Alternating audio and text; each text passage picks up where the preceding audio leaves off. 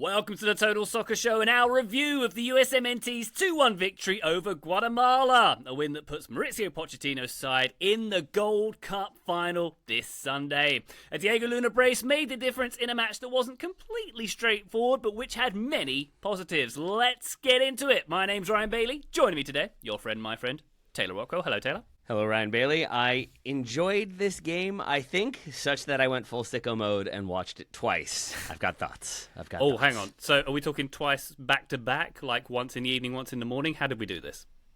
Back-to-back. Back-to-back, and then watched most of the Mexico-Honduras game after that. Because, again, full sicko mode. Oh, my gosh. Graham Ruthven's here. Hello, Graham. If you were to rewatch a game, would you do it instantaneously after? Maybe take a walk? What would you do? So I thought I had gone full sicko mode with this match because I also rewatched this game, but I had 6 hours of sleep in between those rewatchings. So yeah, Taylor's put me to shame here. No, I mean, and that is probably the healthier, smarter way to do it. There is the established rule from our late co-host Daryl Grove that you have to take a break. You have to go for a walk. You have to get a cup of coffee. You have to do something to kind of reset because otherwise you stay right in the same emotional state and then you go back and watch the beginning through a lens of like, this might not be good enough. And that's not what you want. You want the pressure's off. I know it happened. I'm not like emotionally connected to this game anymore. So now I can watch it and see the moments I might have missed because I was emotionally connected the first time. Okay, and I promise we'll get into talking about this game, Taylor. But when you watch second time, do you feel like you get a lot more information? Is it just different things you see? I think I'm trying to explain that. Like, I think I'm less like nervous, and there's less anxiety and pressure, so I can kind of then see what's happening more, and I feel less motivation to watch the ball and watch exactly what's happening. I can see sort of how plays are developing a bit more and maybe start to see more trends and patterns than I did the first time when I'm just focused on like, that's not good enough. Why is this happening? Oh no. Oh yeah. Like, I think you remove that stuff and you can sort of see the game just with more clarity, I think, overall. There you go. That's the level of detail we'll expect on the Total Soccer Show. Thank you very much indeed. If you'd like to support us, by the way, patreon.com/Total Soccer Show is the very best way to do so. You'll get bonus episodes, bonus video, and also access to our Discord server where all the cool kids are hanging out. Patreon.com/Total Soccer Show. Now, this episode is all about the USMNT, of course, but it would be remiss not to mention the tragic news that we had a few hours before recording today. We at TSS are very shocked and saddened to learn of the passing of Diogo Jota and his brother Andre following a car accident in Spain. Jota was 28. He had 3 children. He was married less than 2 weeks ago. This is an unspeakable tragedy. Jota, obviously a very popular figure at Anfield and in the game in general. This is something that's had a tangible impact on us for the joy he brought to the game. So we offer our profound condolences to Jota and Andre's family and to everybody at Liverpool FC. Now, it seems almost trivial at times like this, but we are going to gear change and pivot into the USMNT match now. A 2-1 result. Diego Luna, the early opener from a spilled Luca de la Torre shot. Easy for me to say, Luca de la Torre. Let's enunciate. Then, Luna again made it 2-0 with a lovely move in the 15th minute. And the US are through. 13th time, Taylor, in the Gold Cup final. Going to face Mexico, the aforementioned. So Guatemala, let's start there. Smaller population than New York, the 106th ranked team in the world. This is the first Gold Cup semi in 29 years. Obviously a lot of support in St. Louis and a very formidable side they proved to be in this one, making the win not necessarily straightforward for the US. Late Matt Free save needed in the final few minutes to keep this one at 2-1. But also, Taylor, some really, really good spells from the US. So I guess my first question for you is, were you expecting this game to be the test that it was? No, I was not, being totally honest. I thought maybe it would be a tighter affair for a while. I thought this was going to be 3 or 4-0, maybe 3 or 4-1. And it looked for all the world like that's how it was going to be. And I'm going to blame myself for this one, because I thought after 2-0 in 15 minutes, are we going to have a lot to talk about? Like, is this going to end up being just sort of, they did what they needed to do. It was a really comprehensively good game. We'll see what happens next against Mexico.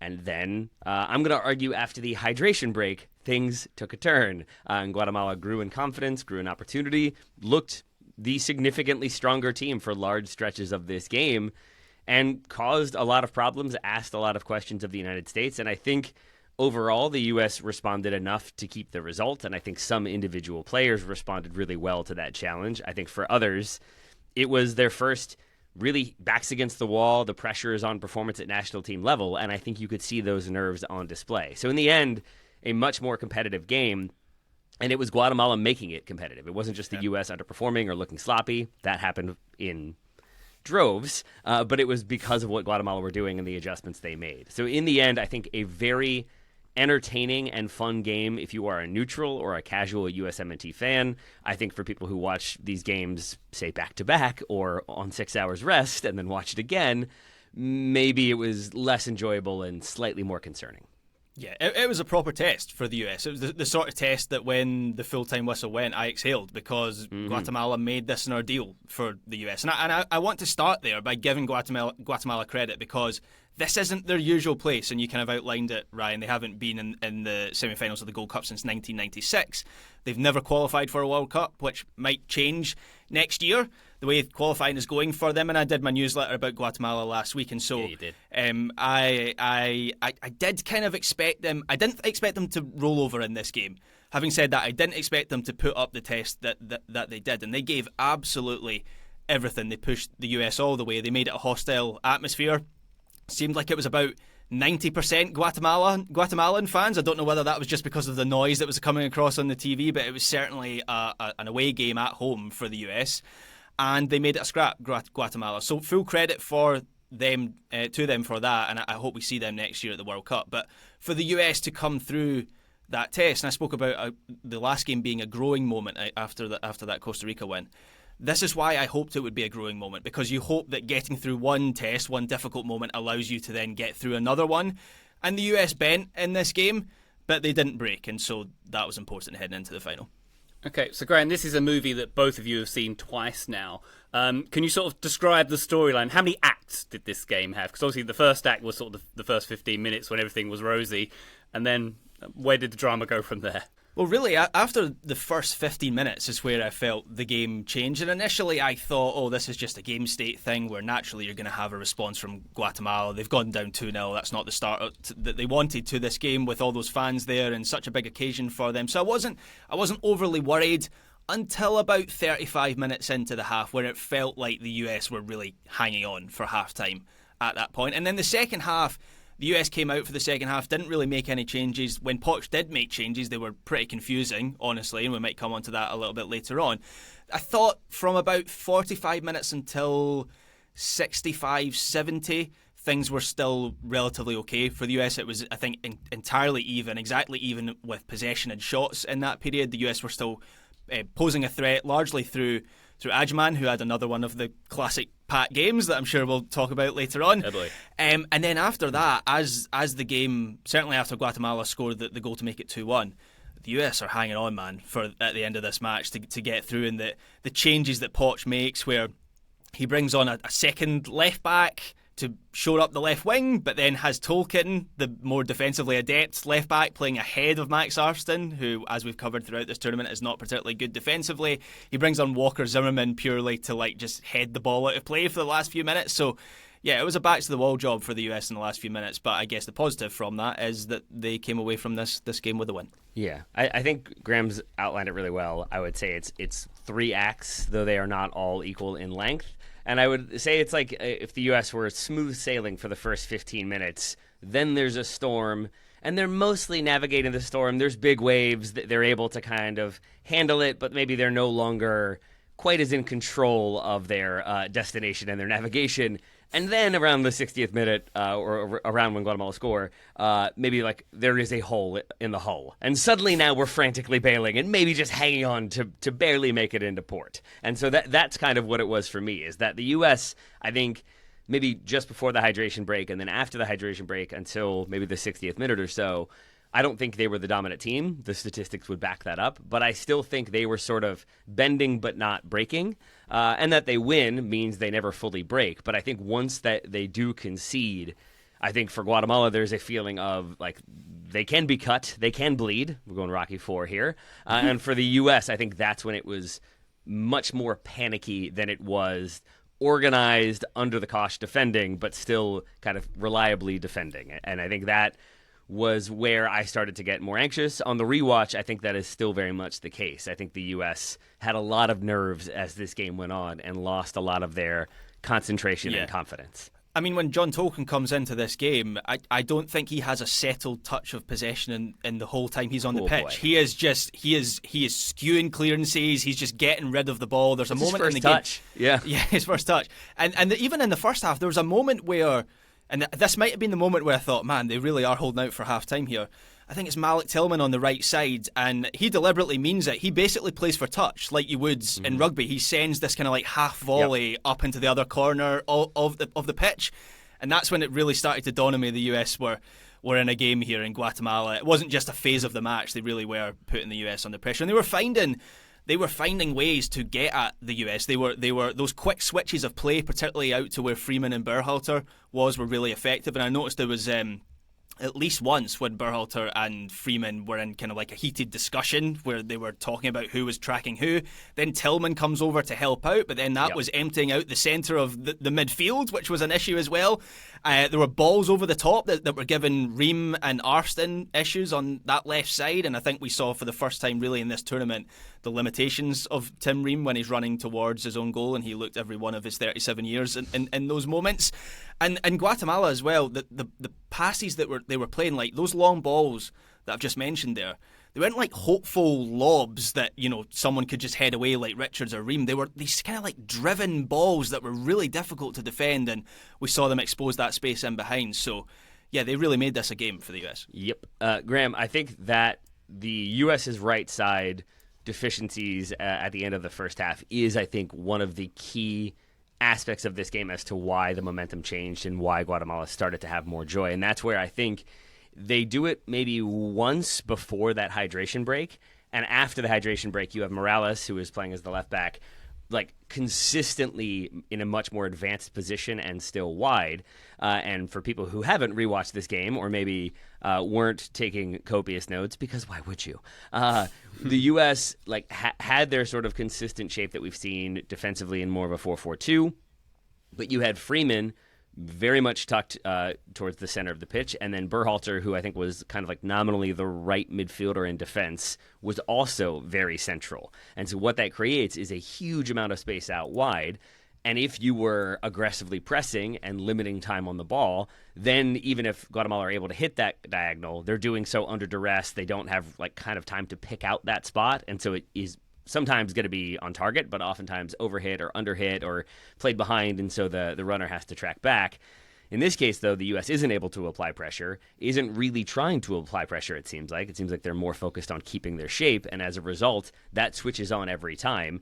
To your point, Graham, it becomes a very obvious problem that switch is there. Morales can then attack, and it takes a good like 10 to 15 to 20 yard sprint, usually from Berhalter, to close that down. And if he's running at full speed trying to make a play, he leaves himself open to just a quick cutback, and now he's out of position, and now Morales can shoot or cross or pass, and that happened time and time again. That conversation you mentioned is Adams, after the second time it happens, and Morales just playing an uncontested ball into the box.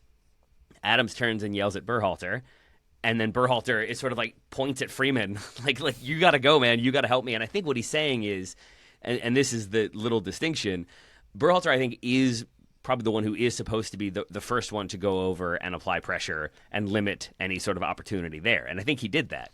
I think Freeman is supposed to cheat over and be the second defender, so that when Morales has to take a heavy touch inside to try to cut past Berhalter, Freeman is there to sweep up. Freeman never does that. He always stays more tucked in, regularly not marking anybody, just kind of marking space. And that seemed to be Adams yells at Berhalter. Berhalter is a quick word for Adams, and then Adams and Berhalter both turn and start yelling at Freeman in a very organized way. This is when Berhalter is called over by Pochettino.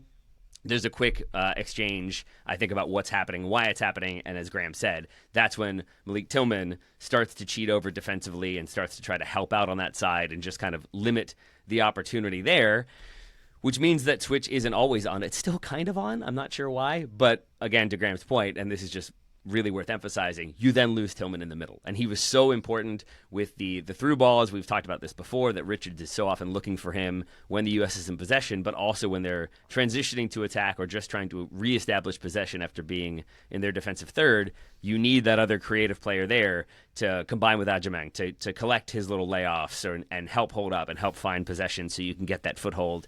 Everybody can get forward. You can alleviate pressure with possession.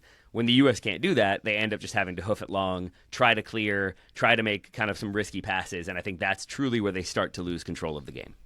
Yeah. Now, Taylor, we'll talk about some player performances in a more granular measure after the break. But before we get there, during this Gold Cup, on TSS, we've kind of talked about the growth of this team, and there's been a positive trajectory thus far. So do you see that has been continued during this game? Because I think for me, it kind of has, in the way that I felt this was the most complete performance as a team, in the way that I didn't feel that there were any weak links, arguably. Now, I think the only one I'd probably highlight was Agyemang. Maybe I had my eye on him a bit more than others because I think he had some stuff he could have done better, but as a general, as a whole team performance, I thought this was like maybe the best one we've seen so far. And really? I would say there is still growth happening here. Would you agree? Yes, I think so. Is it the best team performance? I mean, they get the win. It's in the knockout round. They're through to the final. Nobody fully breaks or anything like that. So in that way, yes, I think they end up pulling in the same direction. I think it's an important one, and this sounds like damning with faint praise. I think it's an important game for really seeing the deficiencies of some of the players in this squad, seeing them on display, but also recognizing that I'm not sure that there are better options. I did not love a lot of what I saw from Max Arfsten in this game.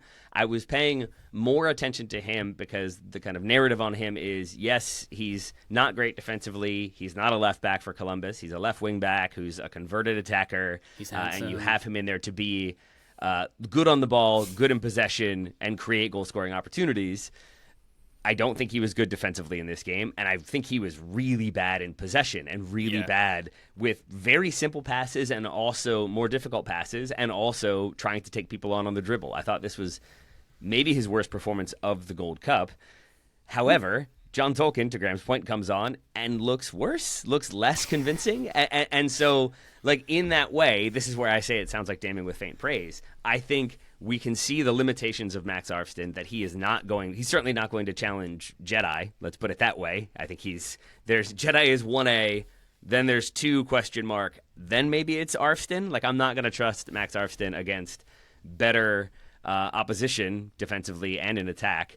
But I think with this team, he is the best option in that spot. And so if you stick with him and you kind of back him to grow and develop and iron out some of those issues, I think then you see that growth, and that's what this tournament is meant to be. And I think that's why it's been a valuable tournament, because you get valuable knockout round experience where you can see the deficiencies, but ideally improve upon those or sort of remove the factors that put you into the areas where you aren't maybe as confident, and you can make little adjustments as you go so that you minimize some of those vulnerabilities but highlight the strengths. And so in that way, I think maybe that's what we are doing in this tournament. I think I saw more deficiencies in this team when their backs were against the wall, but I don't think that's the worst thing, because you want to know those vulnerabilities so that you can address them ahead of the World Cup.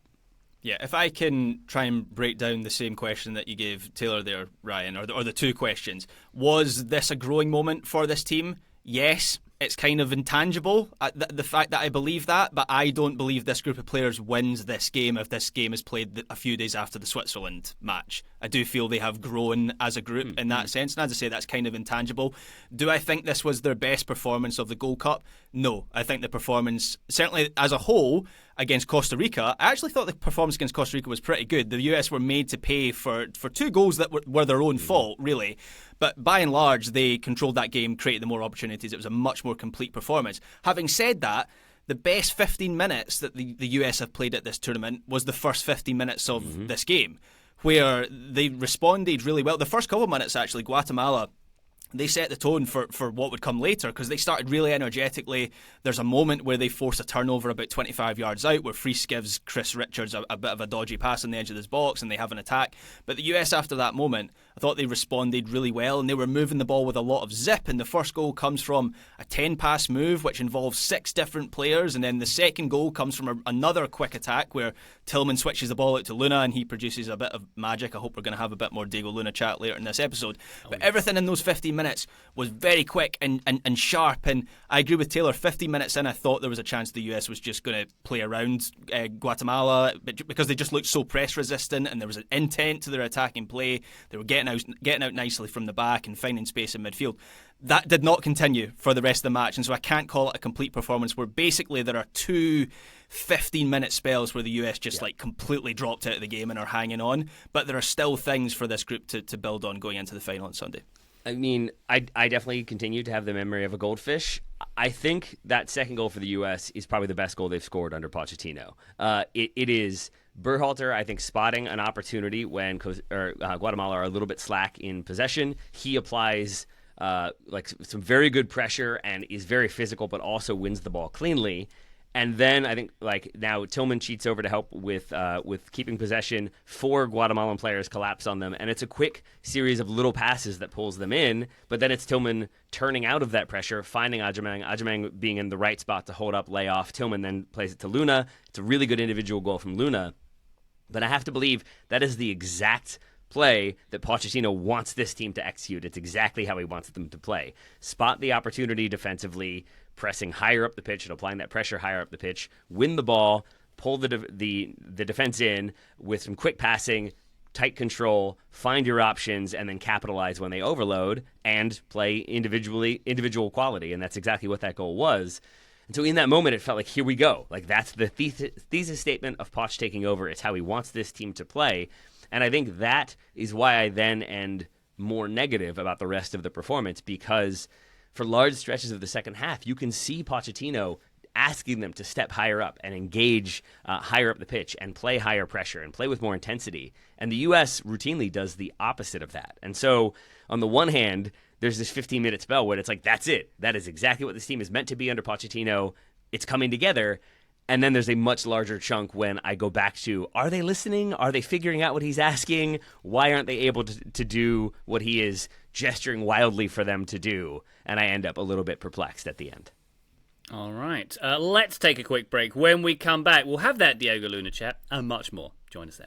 Total Soccer Show, welcome back to our review of the USMNT's big win over Guatemala. By the way, Graham, before we get back into the action, what an atmosphere the Guatemalan fans made in St. Louis. It was incredible, wasn't it? It was. How big is that stadium? Like 20,000, 25,000? As I said at the top of the episode, It really felt like they had like 90% of the crowd. I saw the American Outlaws banner behind one of the goals during the game, and they're just surrounded by Guatemalan fans. So yeah, that's another reason I hope we get them at the World Cup next year, because they certainly brought the noise to this game. Yeah, it's always like a reminder of what it is when the U.S. plays on home soil, that after both Luna goals, there is a like let's hear you talk now, Guatemala supporters, like in your own stadium, theoretically. It's an odd moment for the home team to be like kind of like going at it with the crowd, which was sizably Guatemalan. And yeah, they brought the intensity. It drops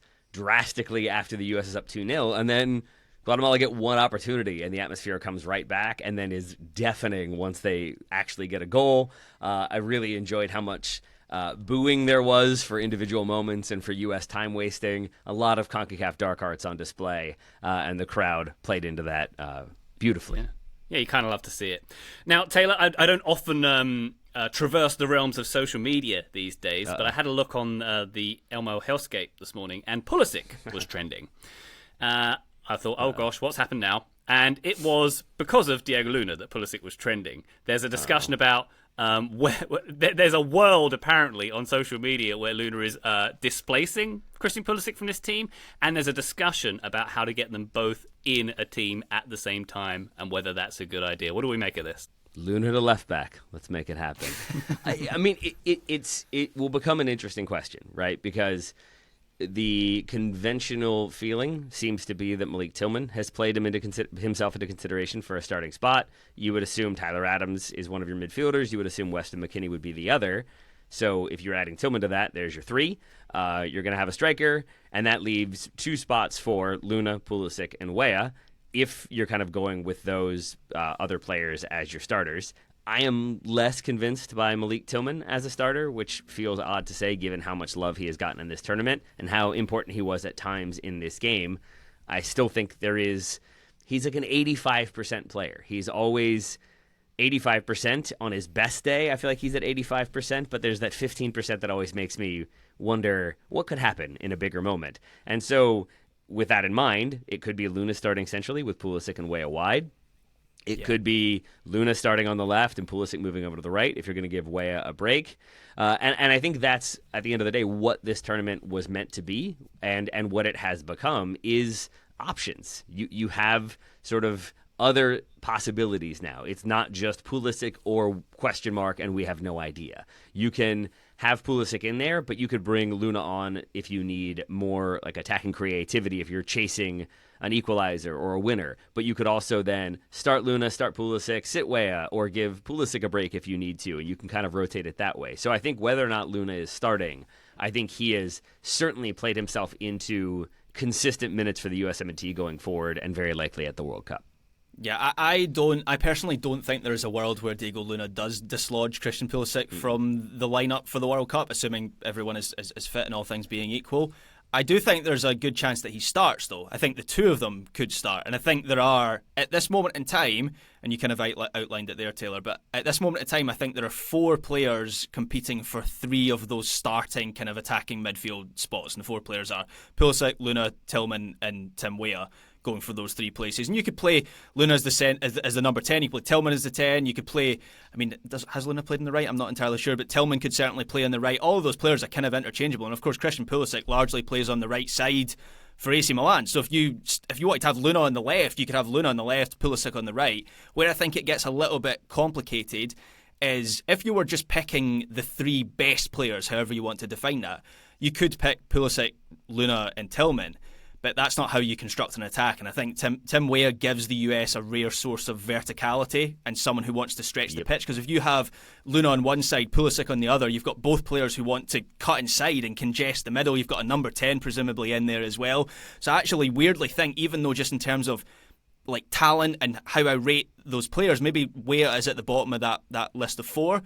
I still think he makes the starting lineup for the World Cup because of what he offers this team. But it's interesting because Luna and Tillman have been clearly the standout players of this tournament so far for the US, at least in terms of players who could force their way into the World Cup lineup. I think they're competing for the same spot in the starting lineup at the World Cup.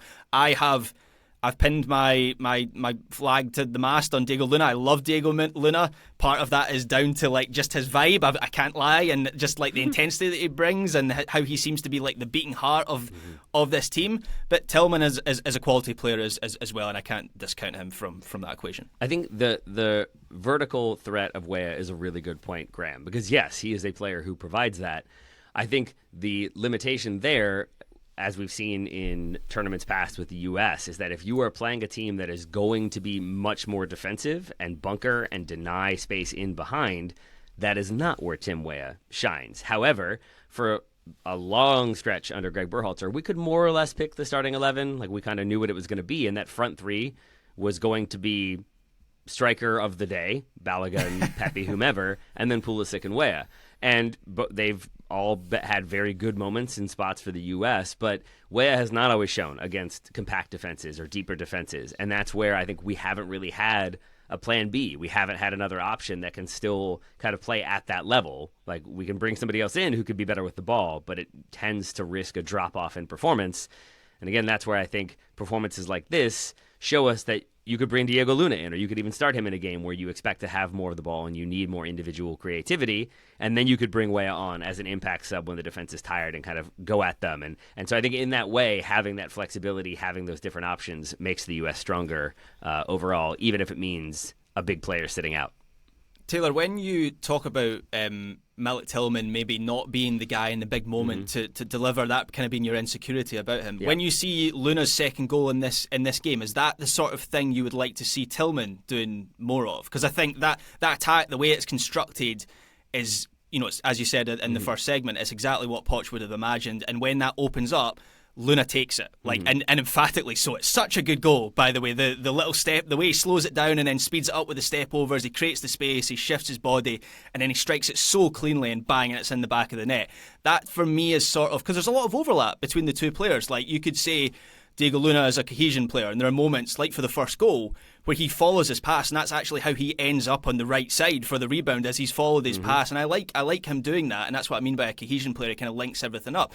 Tillman does a lot of the same stuff in that regard. I think out of possession as well, Luna, I like the energy and intensity and closing down ability that he's got, but Tillman does that as well, and he creates a shot for himself in the first half where he kind of follows his own as a pass that gets intercepted, then he wins the ball on the edge of the box and has the shot that almost goes in the top corner. Yeah, a blocked shot.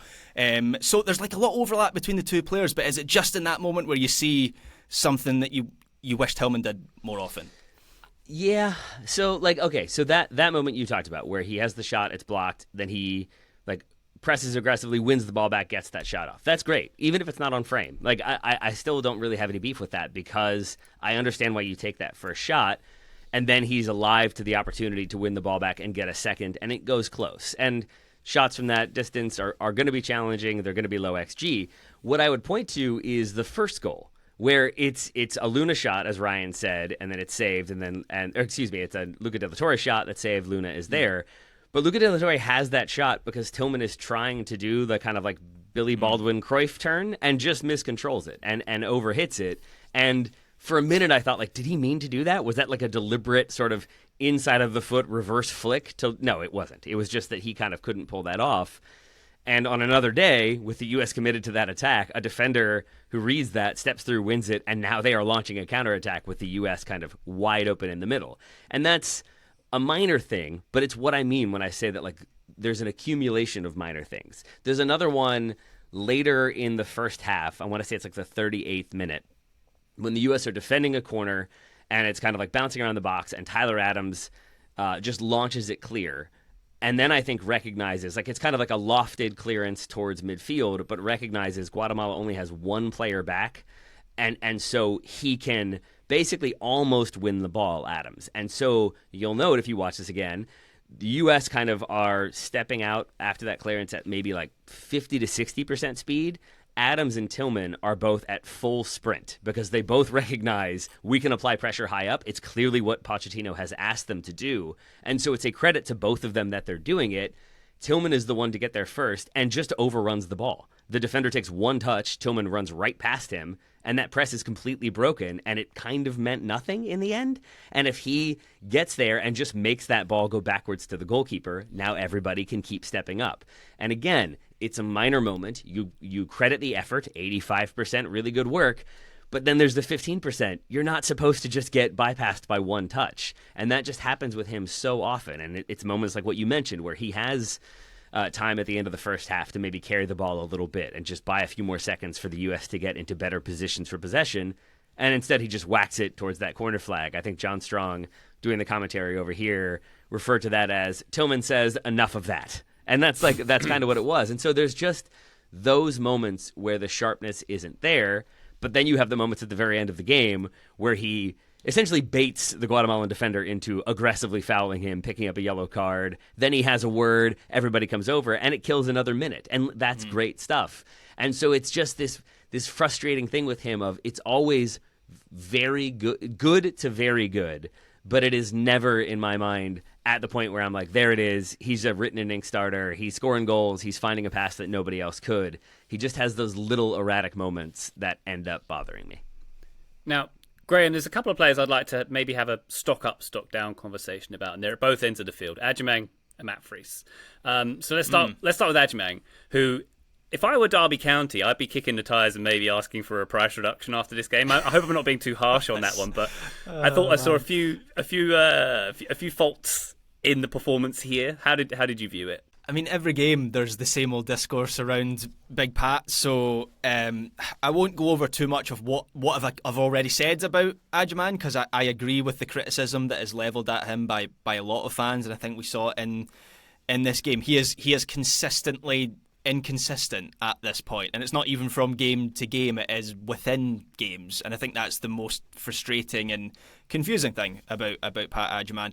I do think there's a lot that I like about his game. I do think he puts in a lot of work. And there were 2 or 3 moments in this game where the US just needed to relieve a little bit of pressure, and they went long into space for Agyemang to chase, and either won it. There was one in particular where he wins it over on the right side that was brilliant, and he kind of lays it back, and the US are able to keep possession in the opposition half for a minute or so. Or he put enough pressure on the Guatemalan player for them to clear it, and the US are able to relieve a bit of pressure that way. So he does give you that option, which in a game like this was worth something. And I can imagine a game at the World Cup next year where maybe the US have to protect a lead and those qualities really come to the fore. There were also moments in the second half where I felt he was a threat on the dribble. There's one chance in particular which again kind of shows the pro and con of Agyemang, even in the same attack, where he gets turned, he gets running at his defender. I can't quite remember who the Guatemalan defender is, but he brushes past him, he uses his physicality, he's into the box. Brilliant. That's more than most US defenders, attackers did in this whole game. Malik Tillman, by the way, didn't have a single touch in the opposition box. So the fact that Agyemang in that moment gets into the penalty area on his own is fantastic. And then when it comes to the moment of execution, his shot gets blocked. And by the way, it's a great block by the Guatemalan defender who comes across and makes the kind of lunge block. But right in that moment, you see the confusion around Pat Agyemang. And I am definitely warmer on him. I'll hold my hands up. I'm definitely warmer on him than a lot of other people are, because I just think, well, who else is the option? Like, a lot of people seem to be clamouring for Damien Downs to start the final. I kind of personally think that would be madness, even if Agyemang has been flawed in this tournament up until now. To put Downs into a starting game, the final against Mexico, the best test that you've had so far, I think would be absolute madness. We don't have a lot of evidence to suggest that he'd be any better, but I do understand a lot of the argument around Agyemang. To make a pro Agyemang argument for a moment, I will. I think like his hold-up play was really strong for large stretches of this game. I think once he doesn't have Tillman around him, because Tillman, as I said previously, goes over and kind of does a bit more defensively, he's asked to do a lot of thankless hold-up on his own, and I think still at times is able to bring the ball down or control it or just create problems or draw a foul or alleviate pressure in that way. I think as the game goes on, he just gets tired, and I think that's understandable. So you're going to have maybe less ability to challenge for things and less ability to control cleanly. So I can forgive the kind of like the downward trajectory of the hold-up play as the game goes on. I think he also is faster than I think I realized he was, like as a flat track, like straight up sprinter. Guatemala learned that early when he closes 15 yards and they have to, I think, foul him because suddenly he's about to win the ball in a good position. And so I think I'm never going to doubt his work rate, his work ethic, and his willingness to try. I think I continue to have issues. Again, this sounds like damning with faint praise. It's not meant to be. I have issues with his timing of his runs. He's offside on a couple of occasions when he probably didn't need to be. And there's the one in the first half where he is very clearly offside. But because of the way the law is, he's allowed to kind of carry in, and he puts it wide of goal. At the very least, I just want to see him hit that on frame. I want to see him score it and then have it called back for offside. Hitting the back of the net, even if it's ruled out, is still going to make you feel a bit more confident. Certainly more so than shooting wide and then being judged to be a yard or two offside. And what I will say is that like he's another player where I think we know what he is going to do well for this U.S. team. We know where he might, have a great run and a great like controlled dribble and then score a good goal. He might also shoot wide or take too heavy of a touch to get around the goalkeeper and then shoot wide. He does both of those things in this game, but not the finishing well part. And I think if we then say we know what he is good at, we know the kind of raw ability he has, that's where I don't hate a move. I don't know if I love a move to Darby, who didn't score a ton of goals last season and didn't have a ton of opportunities to do so. I would love for him to go to a championship club like Coventry, who scored more goals last year, where he's going to have more in a team that has more attacking possession, more attacking opportunity, but he will have to make decisions faster, play quicker, get shots off faster, and get more reps at doing so. I think he then will improve those areas of his game. He's a player who can improve, but I think right now, like not that he doesn't have to, but I think he has more time. He has a bit more time to make decisions. He has a bit more around him with Charlotte. Maybe that's not true, Ryan. You're unique. You can speak to that one. But I just think that like he's maybe reached a point where he's not going to develop in the ways that we might need him to if he wants to truly challenge for a number 9 spot for the U.S. So now it's about making a move to a place that allows him to do so. I have concerns about Darby and how many opportunities he will be given before he is benched if he doesn't take them. But I think there is opportunity for development from him. And so at the end of the day, I'm not going to get too annoyed by a player who ultimately, like, I kind of know what I'm getting from him in this tournament. There you go. Well, silver linings. Derby's very close to Alton Towers. Graham will know that's a great theme park, so at least he'll have that enjoyment in his life at that point. Is that the one that famously nearly got shut down a few years ago for the crash in the roller coaster? Yep, that's the one. Oh, right, cool. Yep. Yep. Very good. Cool. On that note, Matt Freese. Yeah. On a roller coaster crash note? Oh no. Oh boy. Oh boy. What Graham? What do we make of Matt Freese in this game? I didn't think it was I didn't know anything to write home about. That's or right. To, No, that's right. Is this meh? Is it? What's the view? He looked shaky, didn't he? And that's not what you wanted after his big moment in the shootout against Costa Rica. And it started in the first 2 minutes of the game. I mentioned this earlier in the episode. He gives Chris Richards this really loose pass. And Taylor, after your critique of his distribution, which I didn't overly notice actually in the last game. I was maybe keeping a little bit of a closer eye on that, and right from the start it's not Richards is able to collect it, but it just puts him on the back foot, and I think Guatemala turn over in that moment. There was a couple moments like that. That's the first sign of shakiness from Freese. Then there's the Ruben chance where he might have come off his line. At least he makes a good save at his near post in that moment. Then only a few moments after that, there's the situation where he comes off his line and just about gets enough on the ball, but it is on the edge, man. Otherwise, that is a penalty. Then there's the rebound where he probably should have collected it first time, and instead there's a bit of a scramble in the box, and the US are lucky that doesn't end up in the back of the net. And then even like little things that didn't, in the grand scheme of things, matter. There's a shot not soon after that scramble, like a long shot. It's right at him. It's speculative, and he kind of whiffs at it, he kind of fumbles it a little bit, which is just a sign of a guy who was lacking in confidence in that moment. So it wasn't a very clean performance. The positive is it ultimately did not cost the US in any meaningful way, but it just wasn't the authoritative performance you want out of him coming out of that shootout performance. On the flip side, and this is where I feel like I've been largely negative, I hope I don't stay that way with this one, that's kind of what I liked about this performance and why I'm excited to see what happens in the final against Mexico. Pausing there, if you look at every sports movie, there is always the moment, I'm assuming it's like the end of the second act, when they seem like they've put it all together, they're winning a couple games, and then there's that game, always in the rain for some reason, where like things don't go well. Somebody gets hurt, they're playing really sluggish, they're not putting it together, and you see, so it's like the gut check. It's the reality check moment in the movie, and I feel like this was a gut check for a lot of players. It was a reality check for as much as everybody had anointed Matt Freese the new number one for sure by Matt Turner. In comes Matt Freese. You can see where he has areas that he needs to improve and continue to develop, and I think distribution remains one. I think he did look nervous and a little bit short of confidence at times in this game. But they still win. And I think that's the case for a lot of the players in this team. And now you have an opportunity after the rainy game where you didn't lose, but you can still then grow and go into the championship game and prove that you belong there and prove that hype from the first performance, that hype from a performance earlier in the tournament wasn't just a one-off. It was who you are. And so I think he had a shakier night than I would have liked, and I think a lot of people would have liked.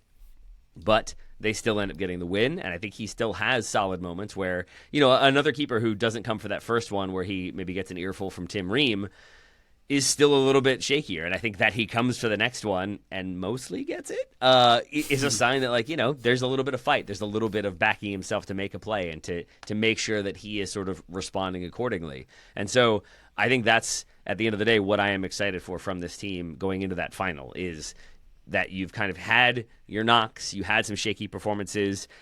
I have questions about the pitch and how much that was a factor because nobody looked particularly confident receiving a ball, passing a ball, carrying a ball. But I'm hoping that for a lot of these guys, that was the moment where they recognized, okay, now's the time to play with more confidence. Now's the time to elevate if we want to get gold at the end of this one. There we go. Now, I don't remember the game in the rain in the greatest sports movie of all time, Basketball, but I take your point all the same, Taylor, on that one. Let's take a quick break. Would you be surprised if they did make it rain in basketball in an indoor, like to drive home that trope that like suddenly it's just raining in an arena for no reason? That feels like a thing they could have done. Was it raining in the car scene when he's the song that describes his feelings? Your life is spinning out of control. That one.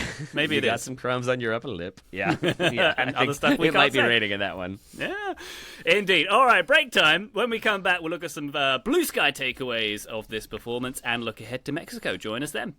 Total Soccer Show, welcome back to our USMNT review. Agyemang Graham Ruthven has solicited some takeaways on the blue sky. Here's a few of them. Ben Schenko said, Luna and Tillman are fun to watch. Big Pat ain't it up top. And playing in the atmosphere would have been good for some of the guys left off this roster.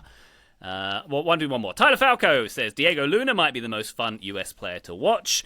The US continues to not have a midfielder who can dictate a game on the ball, and I'm very worried about the goalkeeper position going forward. Graham, a lot of this is echoing a lot of the points we've made thus far. So we're in tune. The midfield one is an interesting point because we've not really spoken about that yet, because I thought it was a really mixed bag in the midfield from the US. I wouldn't say any of the three were outstanding. So Adams was useful as the destroyer against the ball. There was a couple of times when I thought he did well to escape pressure, but then Berhalter, like, I don't have any real overarching opinion on his performance, to be honest. I thought there was good stuff, bad stuff. He obviously had the set piece deliveries. He has that one. I couldn't decide whether it was a cross into the middle for bodies to like get a touch or if it was a shot. You know, the one that picks up the deflection off the wall and then the keeper has to. But anyway, it's a good set piece. Luca De La Torre, I swear this is not becoming an agenda, or I'm not trying to make it an agenda. No, I'm with you. He just not involved enough again. He had 23 touches of the ball in this game, which I had to double check because that is the lowest number of any starting US player. When, to my mind anyway, that's meant to be his game. Like, he's meant to be like the short possession guy. When we came out of that, I mentioned this a couple of times, so I'm a bit of a broken record here. I apologise. But coming out of that Turkey game, when I thought he was really good, I thought, right, that's the role he's going to play, and we just haven't seen that at all. So, I thought it was. I kind of agree. Like, the US is lacking that rhythm building midfielder, because in this game you want De La Torre to, in moments when pressure is getting is ratcheting up, you want someone to put their foot on the ball and relieve that pressure, and nobody was really able to do that. Nope. I'm right there with you, Graham. I think your Luca De La Torre is my Malik Tillman and maybe my Max Arfston. It's a player that like people are excited about and it really enjoy, and so you watch them and you want to be like, okay, maybe I was just in a bad mood that day. Maybe I just like have like blinders on. I'm gonna watch it again. No, that was a heavy touch. Nope. Oh no, he wasn't involved in that pass. Oh no, he passed that right to Guatemala. They're just those moments that end up looming large. I did enjoy De La Torre and Berhalter's positioning when the U.S. was in possession in the first 15 minutes. I thought that was an interesting wrinkle with them both sort of dropping into the half spaces on either side of the center back so that then you could get the fullbacks more advanced. You had Tyler Adams centrally. It allowed the wide attackers to move more centrally, and you could kind of create overloads. And it felt like a natural evolution, a thing we've wanted to see, and I thought it was working. I don't feel like we saw as much of it as the game went on. And I don't think we saw as much of Luca De La Torre as the game went on. I think, more positive than you are on Berhalter. There are definitely deficiencies in his game and things he can improve upon, including subtle CONCACAFing. Did you all note the one where the ball was out of bounds and he goes over as though he's going to take the throw and then just sort of gently heads it over the advertisements to waste a bit more time? I missed that. Yeah, it's the U.S. has a throw deep. He's running over to take it, and instead of picking it with his hands, he just heads it, and then is like, oh, look, it went further away. Oh, well. But the AR and the center official both come like running over to tell him not to waste time anymore. It wasn't as maybe subtle as he had hoped it would be. But I really enjoy his defensive intensity. There's the one that I mentioned where he wins the ball that leads to the second goal. There's the other one in the first half where he has almost a tackle assist because he wins the slide tackle that plays in Agyemang, and that's the one where he then hits it 5 yards behind Diego Luna.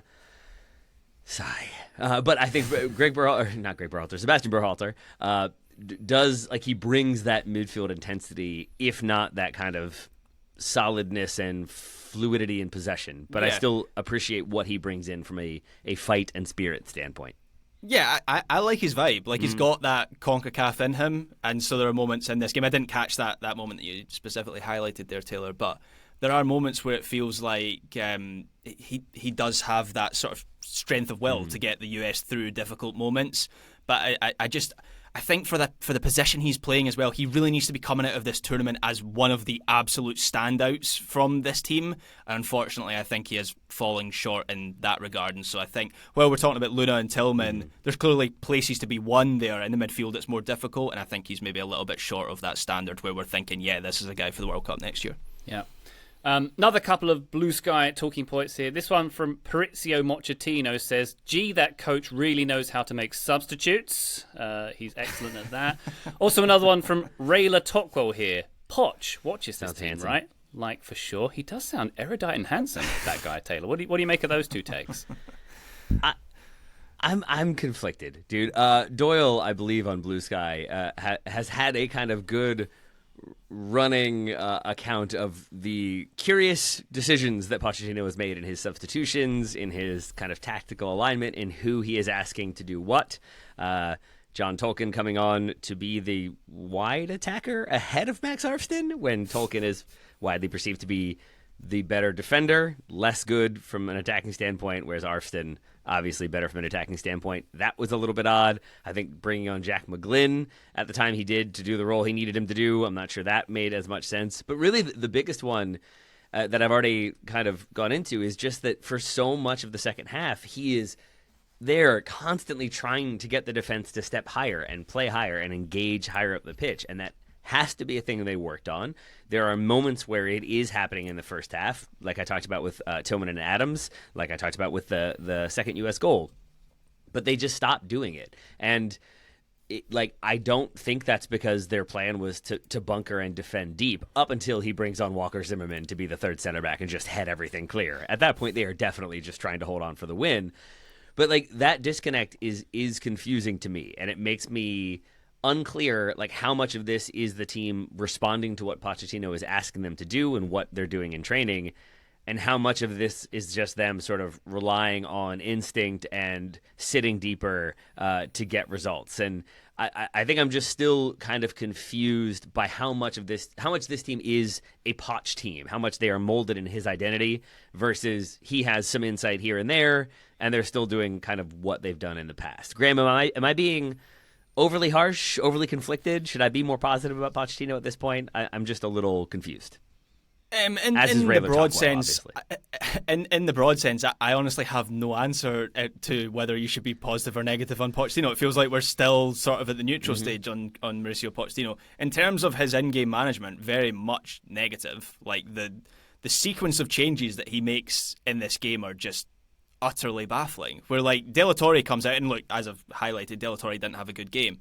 But you're essentially taking a player out of the central midfield against the ball at a time when Guatemala are pushing. He puts on Brendan Aronson, who seemed to get shifted around from right to left and then into the middle. And so he didn't seem to have a clear role. And I wouldn't say that's really, at that point in the game and with the game state as it was, Brendan Aronson's maybe not the player that you want for that situation. Tolkien comes on for Luna. And as we've mentioned, Tolkien goes into left wing, right? Okay, sure, let's see how that works out. And maybe the idea there was to kind of shuffle things centrally where the US are strong. Oh, wait, no, you've just taken off Luca De La Torre for Brendan Aronson. Oh, by the way, here comes Tyler Adams. He's coming off for, checks note, Jack McGlynn, who we know against the ball, defensively quite deficient, not much of a runner. Yeah. So those three changes were baffling. And then I think the Zimmerman one was a bit of a correction where maybe Pochettino realised, I haven't really improved things here. We're just going to bunker and have a guy who can head it away, which he won his one header that he needed to in those last 5 minutes. So I guess that was a successful substitution. They saw out the game. But yeah, not great game management from Poch, to be honest. Yeah, Graham, thank you. That adds the clarity I was missing. It's that feeling of it being sort of scattershot. And to your point, it feels like Brendan Aronson's was tasked with just run hard. And you can run hard on the right or in the middle or out wide on the left. Whatever, just run hard. And the adjustment to where he is playing and his positioning, the kind of changing around of personnel and then the changing around of the formation, it just felt scattershot. It didn't feel like they were planned changes. It didn't feel like there were even like-for-like replacements to kind of like I think there's an idea that maybe legs got tired, they weren't able to play as effectively or press as effectively, so you bring on some people who can and you engage higher up the pitch. It felt like it was, let's bring this guy on and see what happens. Oh, that's not really having the desired effect. Okay, well, let's move him over there and bring this guy on, and it just felt like plugging holes, and more holes kept opening up as a result. It was like changes that you would make in the final 20 minutes of a group you've already won. Yeah. And it was like, right, well, let's just see what John Tolkien can do as a left winger. Let's just see if Aronson does anything in the central midfield. Not the changes that you would make with 50 minutes to go of a Gold Cup semi-final where your tournament's on the line and the opposition has just scored and they're pushing for an equaliser. Like, it was just bizarre. Oh, wow. But Diego Luna's great. Let's talk about that. Yeah. He passed the most important test. My wife walked into the room, watched for 5 minutes, and said, "I love him. He's so cute," which I'm not sure he would love, but I think is very accurate for as like stoic as he is up until he scores, and then it's just pure joy. I love Diego Luna. I love the pointing at the badge. I love the kind of going at it with the Guatemala supporters. I love him, I think, trying to find a family member in the crowd and then getting really excited when he did. He was pure joy, not just in his celebrations, but also, I think, in the way he played, in some of the opportunities he created. And that second goal is a thing of beauty. There are certain goals that are just like aesthetically pleasing and really enjoying. This will bleed into a listener question that we're going to answer tomorrow. But when a goal is scored from that distance with that amount of power, and on the replay you can see, is struck perfectly, and then it's like the full aerial landing on the shooting foot, it's just beautiful. It is like such technical precision, and that is Diego Luna, who then will also have those little flicks and tricks, but also isn't going to give up on a ball that's played behind him. He's going to go chase it down and then try to make something happen, but also has a little bit of grit and will foul and will get stuck in and will sort of engage in 50-50s that he has no business winning, but has the lowest center of gravity outside of Lionel Messi, so can sort of win. I love me some Diego Luna. Long may he play for the U.S. When was the last time there was like a pure fan's favourite like Diego Luna? Because I think he's absolutely at that. He's got that standing now within the fan base. Like, I think you would, if you asked US fans who their favourite player was, I bet 9 out of 10 at this moment in time would say Diego Luna. And it's like little moments where there's the quality. Like, yeah, the second goal is brilliant. First goal is actually the technical ability to shift it from one foot on the rebound to the next for the first goal was great as well.